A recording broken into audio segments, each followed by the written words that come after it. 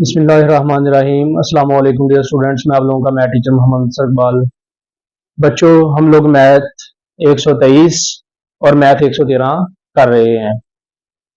आज हम लोग मैथ 123 का चैप्टर नंबर 5 और मैथ 113 के चैप्टर नंबर 7 के शॉर्ट क्वेश्चन जो हैं वो कंप्लीट करेंगे। आज वाली वीडियो जो है वो लास्ट वीडियो होगी। इस तरह जो है हमारे मैथ 123 के चैप्टर नंबर 5 और मैथ 113 के चैप्टर नंबर 7 के शॉर्ट क्वेश्चन जो है वो कंप्लीट हो जाएंगे। तो हम लोग क्वेश्चन नंबर 13 पे चलते हैं। हमारे पास क्वेश्चन नंबर 13 जो है वो है बहुत ही इंपॉर्टेंट क्वेश्चन है। The shadow of Qutub Minar is 81 metre long. Qutub Minar का जो साया है वो 81 मीटर जो है 81 मीटर जो है वो लंबा है। When the measure of angle of elevation of the sun 41 degree 31 minute. कहता है कि अगर सूरज से एंगल ऑफ एलिवेशन जो है उसको मेजर किया जाए तो 41 डिग्री 31 मिनट बनता है। Find the height of Qutub Minar. Qutub Minar की हाइट, कुतुब मीनार की बुलंदी मालूम करें। तो हम लोग, ये हमारे पास है जी कुतुब मीनार और ये कुतुब मीनार का साया। कुतुब मीनार का साया कितना है? 81 मीटर। और यहां पे सूरज मौजूद है, इसका साया पड़ रहा है। ये हमारे पास सूरज मौजूद है, यहाँ पे इसका साया पड़ रहा है। यहाँ पे एंगल ऑफ एलिवेशन यहां से इसका बन रहा है जो वो है 41 डिग्री 31 मिनट। तो ये बच्चों हमारे पास कुतुब मीनार की हाइट है और ये इसका, इधर सूरज है, यहां से कुतुब मीनार पे ये पड़ रही है इसकी रोशनी, तो ये साया बन रहा है 81 मीटर। ये वाला साया बन रहा है 81 मीटर लॉन्ग। और ये वाला, ये जमीन है नीचे, जमीन के साथ जो सूरज का एंगल ऑफ एलिवेशन है वो है 41 डिग्री 31 मिनट। फिर एक दफा समझ ले, ये कुतुब मीनार की हाइट है।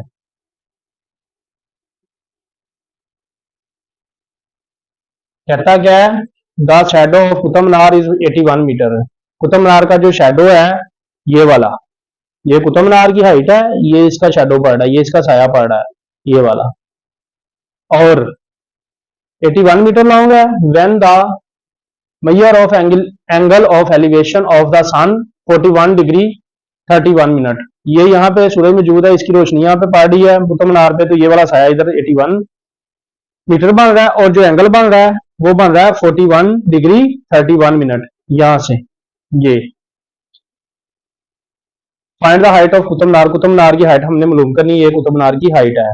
तो सिंपल वही जैसे हमने पिछला क्वेश्चन किया था, क्वेश्चन नंबर 12, उसी तरह ये हमारे पास है जी परपेंडिकुलर और ये हमारे पास है बेस।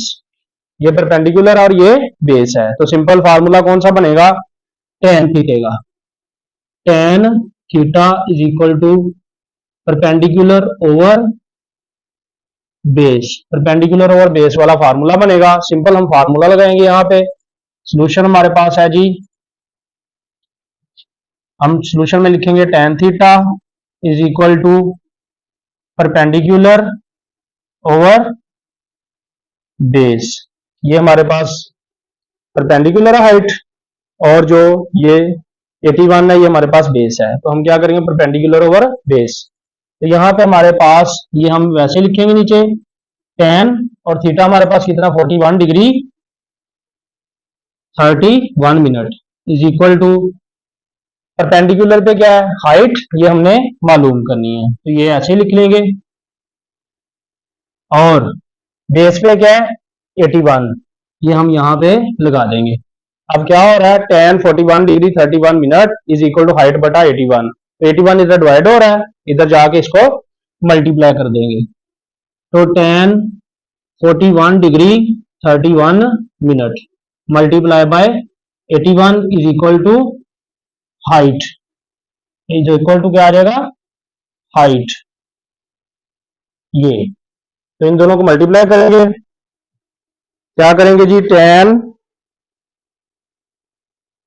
41 डिग्री, 41 के ऊपर कोमे डालेंगे, फिर 31 के ऊपर भी कोमे डालेंगे, मल्टीप्लाई बाय 81।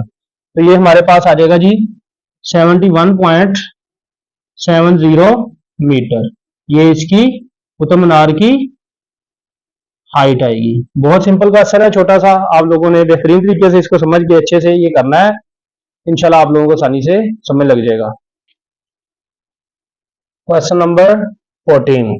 क्वेश्चन नंबर 14 है जी हमारे पास, in any triangle, in any triangle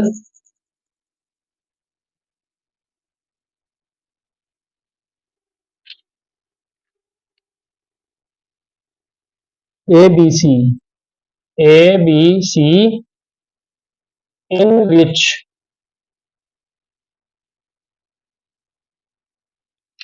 क्या है जी, in which B is equal to 45, C is equal to 34 and alpha, alpha is equal to हमारे पास क्या जी 52 डिग्री। तो फाइंड क्या करना है, ए फाइंड करना है। बहुत सिंपल क्वेश्चन है जी। In any triangle A B C in which B is equal to 45, C is equal to 34 and alpha दिया हुआ हमें 52 डिग्री, फाइंड हम लोगों ने क्या करना है, ए। तो बच्चों बहुत सिंपल क्वेश्चन है। आप लोग सबसे पहले हम ये देखते हैं कि इसमें फार्मूला कौन सा अप्लाई होगा। यहाँ पे 90 डिग्री नहीं है, इस वजह से साइन कोस टैन वाला जो फार्मूला है वो अप्लाई नहीं होगा। यहाँ पे ना ही लॉ ऑफ साइंस अप्लाई हो सकता है, यहाँ पे लॉ ऑफ साइन अप्लाई होगा। वो कैसे होगा मैं आप लोगों को बताता हूँ। हमारे पास ए बी और सी तीन वैल्यूज दी हुई हैं। मैंने आप लोगों को बताया था, पहले भी लॉ ऑफ साइंस समझाया था। अगर हमारे पास एक वैल्यू हमने फाइंड करनी हो, जैसे ये हमारे पास ए है, तो बाकी दो वैल्यूज जो है वो उनकी वैल्यूज दी हुई हो। अगर जैसे हमने ये फाइंड करनी है तो हमारे पास बी और सी हम देखेंगे इनकी वैल्यूज दी हुई है या नहीं। तो हमने ए फाइंड करना है, तो बी और सी की वैल्यू दी हुई है यहाँ पे, पहली कंडीशन पूरी हुई। दूसरा हम देखेंगे कि हमने ए फाइंड करना है, तो ए का जो एंगल है वो क्वेश्चन के अंदर दिया गया है या नहीं। तो ए का एंगल भी क्वेश्चन के अंदर दिया गया है, इसका एंगल भी दिया गया है। ए हमने फाइंड करना है, तो इसका एंगल अल्फा क्वेश्चन के अंदर दिया गया है। तो ए हमने फाइंड करना है, इसकी अपोजिट दोनों जो साइडें हैं वो भी दी गई हैं। ए हमने फाइंड करना है, इसका एंगल भी दिया गया है। तो ये कंडीशन जो है ये शो कर रही है कि यहाँ पे लॉ ऑफ कोसाइंस लगेगा। तो यहाँ पे हम लोग क्या लगाएंगे, लॉ ऑफ कोसाइंस। तो यहाँ पे A square is equal to B square जमा C square minus 2bc cos alpha, cos alpha.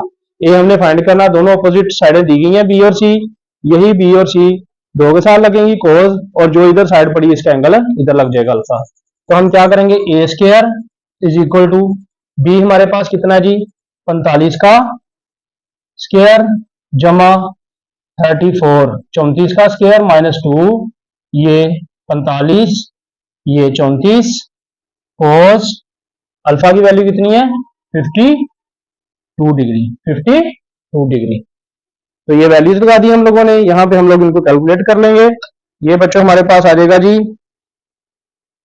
45 square, ये आ जाएगा 45 का स्क्वायर हमारे पास 2045 आ जाएगा, सॉरी 2045 नहीं 25, 2025 आ जाएगा जमा 34 का स्क्वायर हमारे पास आ जाएगा 1156 माइनस इसको इसको इसको और इसको चारों वैल्यूज को हम मल्टीप्लाई कर देंगे। सबसे पहले करें कोस 52 degree multiply by 34 degree multiply by 45 multiply by 2। इन तीनों चारों वैल्यू 1 2 3 और 4 वैल्यूज को मल्टीप्लाई करने के बाद हमारे पास आ जाएगा जी 1883.924। तो हम लोग क्या करेंगे, दोनों वैल्यूज को जमा करेंगे, इसमें से माइनस कर देंगे। तो जी 1025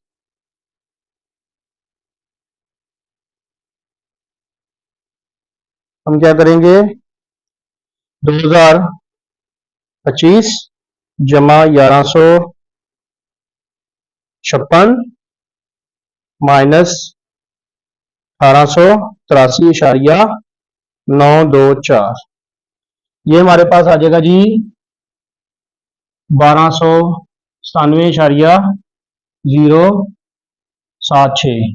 ए स्क्वायर की वैल्यू ये आ जाएगी। लेकिन हम लोगों ने क्या मालूम करना है, अकेला ए मालूम करना है। यहाँ पे ए स्क्वायर है, हम लोगों ने क्या मालूम करना है, अकेला ए। तो उसके लिए हम लोग क्या करेंगे, दोनों तरफ स्क्वायर रूट ले लेंगे, जजर ले लेंगे 97.076। तो बच्चों हम इसका ले लेंगे जजर, ये हमारे पास आ जाएगा 36.0। ये स्क्वायर इधर कैंसिल हो जाएगा, तो हमारे पास 36.0 इसका आंसर आ जाएगा। क्वेश्चन नंबर 15 बच्चों, क्वेश्चन नंबर 15 भी क्वेश्चन नंबर 14 की तरह है। In any triangle A B C in which A is equal to 16, B is equal to 17, gamma 25 degree और सी फाइंड करना है। तो बच्चों यहाँ पे भी बिल्कुल उसी तरह का क्वेश्चन है, इसकी भी कंडीशन उसी तरह की है। हम जहाँ देखें तीनों साइडों को ए बी सी, तो सी हम लोगों ने फाइंड करनी है। दोनों अपोजिट साइडें जो है ए और बी, इनकी वैल्यूज दी गई हैं। और सी साइड जो हमने फाइंड करनी है, इसी का एंगल गैमा भी यहाँ पे दिया गया है। तो ऐसी सिचुएशन में कौन सा अपना फार्मूला लगेगा, लॉ ऑफ कोसाइंस वाला। तो यहाँ पे हम फार्मूला लगाएंगे सी वाला, सी स्क्वायर ए स्क्वायर बी स्क्वायर मनफी 2ab कोस गैमा। जो इधर साइड होती है उसका एंगल इस साइड पे आता है। तो सी स्क्वायर ए की वैल्यू कितनी है 16 का स्क्वायर, बी की वैल्यू कितनी है 17 का स्क्वायर, माइनस ये की जगह पे आ जाएगा 16, बी की जगह पे क्या आ जाएगा 17, और आगे ये कोस आ जाएगा। और गैमा की वैल्यू कितनी है 25 डिग्री, ये लगा देंगे। तो इनको कैलकुलेट कर लेंगे। 16 का स्क्वायर हमारे पास आ जाएगा जी, सी स्क्वायर इज इक्वल टू 256 जमा 17 का स्क्वायर हमारे पास 289 आ जाएगा, माइनस इन दोनों को मल्टीप्लाई करेंगे चारों को, यह आ जाएगा 2 ज़रब 16 ज़रब 17 ज़रब कोस 25 डिग्री। तो ये हमारे पास आ जाएगा जी 493.031, ये हमारे पास आ जाएगा। अब इन दोनों वैल्यूज को जमा कर लेंगे, इसमें से माइनस कर देंगे।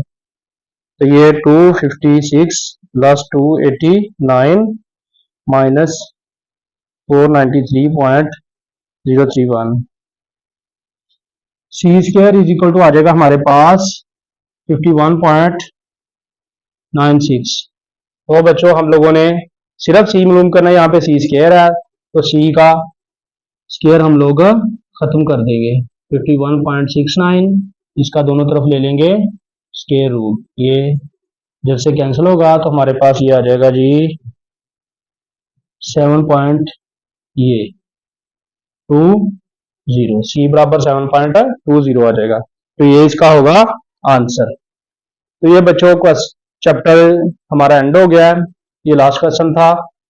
ये हम जो सिलेबस कर रहे हैं ये शॉर्ट सिलेबस के हिसाब से है, जो नया सिलेबस आया टपटा बोर्ड की तरफ से वो वाले शॉर्ट सिलेबस के और नई बुक्स के हिसाब से क्वेश्चन की नंबरिंग है।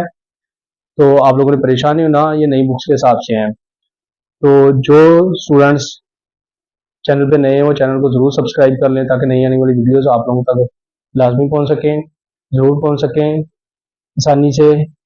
दोस्तों के साथ शेयर करें, वीडियो को गौर से देखें, फार्मूलों को समझें, जो फार्मूले कराएं उनको समझें, ताकि आप लोगों को बात आसानी समझ लग सके। तो बहुत शुक्रिया, अस्सलाम वालेकुम।